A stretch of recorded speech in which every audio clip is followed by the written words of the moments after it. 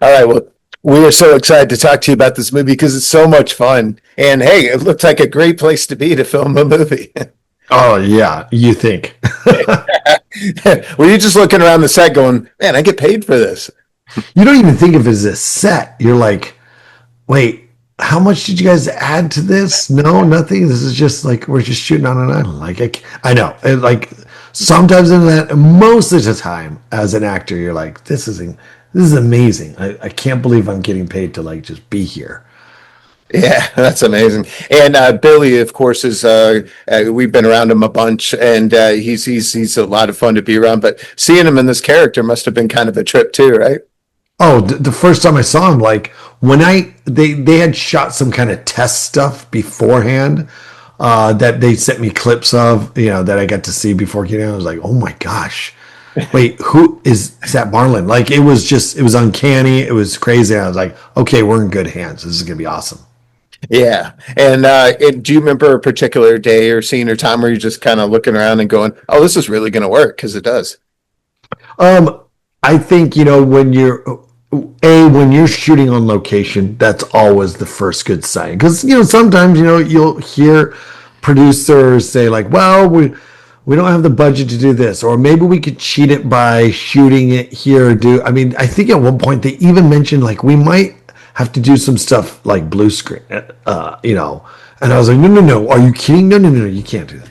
Yeah. But yeah, certainly, I think the first day I was there, when I got to take a private plane to the actual island that Brando owns, and that it takes place, and seeing it, I was like, okay, this is like you just have to turn the camera on, and anything it captures is going to be great.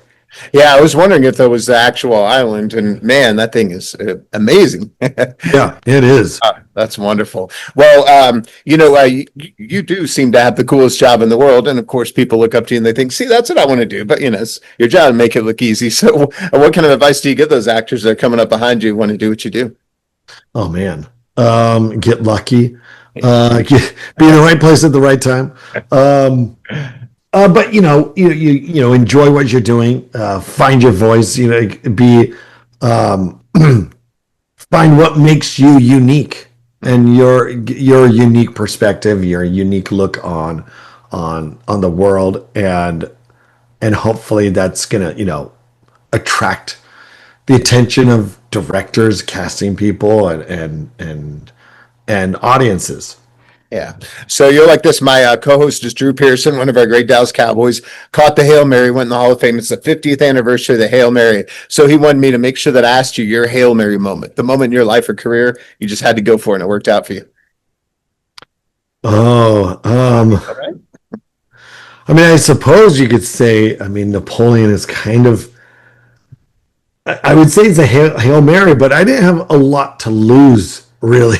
Yeah. Like, you know, I was a college student, so I was like, well, okay, if this doesn't work out, I'll just, you know, I haven't put everything on the line. I haven't like, dumped my life savings. I didn't have life savings. It was just like, all right, we'll go for it. But it felt like that because it was still like we're doing something, no one else has done. It's kind of crazy. It's going for it, and it worked out great.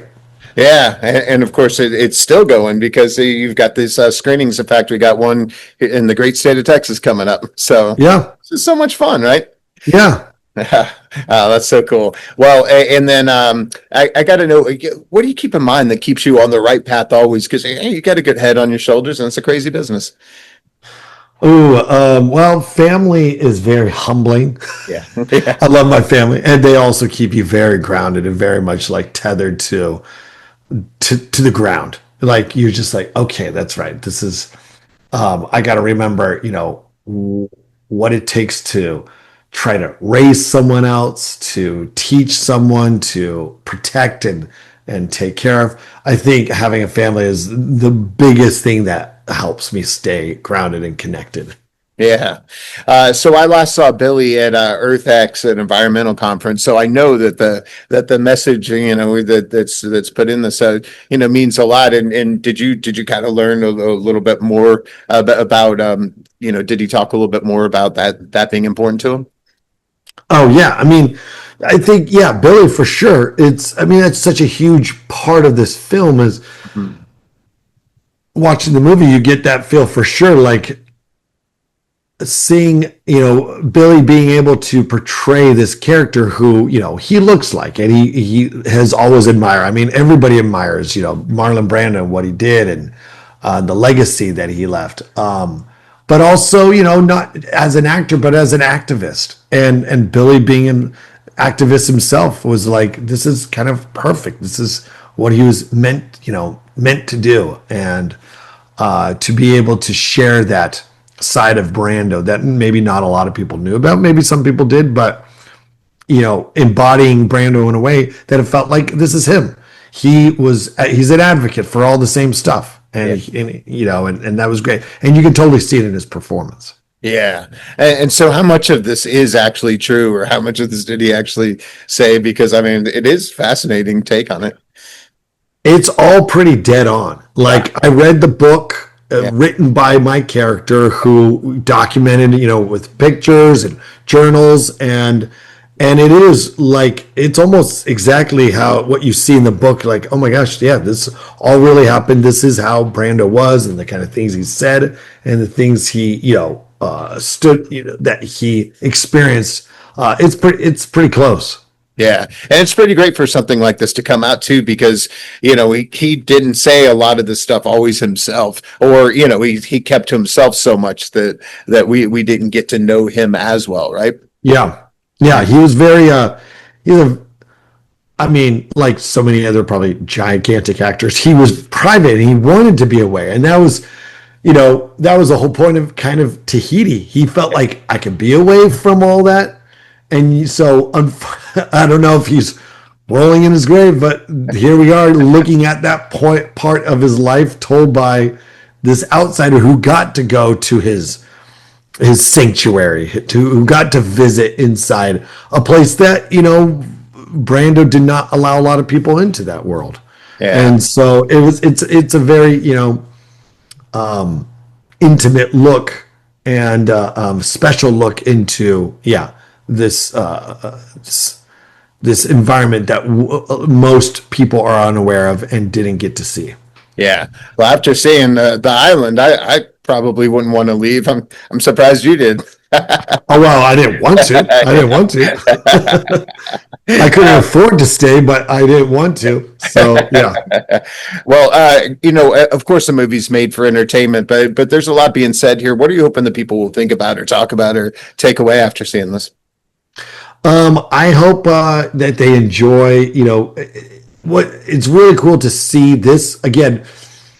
You take a figure that everybody's aware of, everybody knows who Marlon Brando is, but to see a biopic that's really about a small chunk of time in this person's life, to see specifically just that moment. And it's not just moment. It's not so much it's about Brando. It's about this thing, this experience that he embarked upon, and including this, my character. So it's a true story, but it's got drama. It's got comedy to it, because it is told. I think it's very interesting. It's told from the point of view of the guy that Brando's bringing in, that he's allowing into this world. So I think for people to really get to know another side of Brando, and to see this really fun story about trying to make the impossible possible.